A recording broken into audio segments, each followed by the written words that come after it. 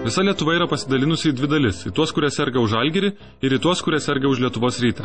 Tačiau dabar klausi, už ką aš sergu. Nu kaip aš nekenčiu tų klausimų apie krepšinį?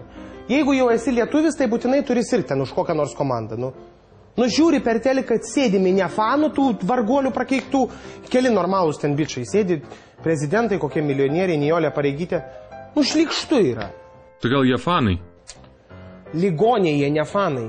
Yra tas vienas fanas su būgnui barzda, sėkla. Vadinasi, čia pavadinimas jo toks sėkla.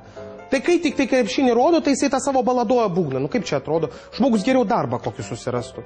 Tai gal darbdavys lieptų nusiskustas, barzdas, tas kasas nuo to veido. Nu kaip atrodo žmogus? Nu pas mane, tai toks neandertalietis niekad darbo negautų, tikrai.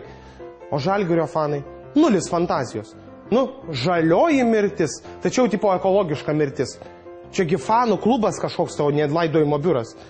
Nu, o Ryto fanai, nu tai irgi pasisamdė Jasikevičių. Tai čia tas pats, kas nusipirkt hamerį. Daiktas brangus, nereikalingas, bet vargoliai žavisi. Tai kurį klubą jūs palaikote? Nė vieno aš klubo nepalaikau. Iš vis, šlikščiausia, kai jie vienas prieš kitą žaidžia.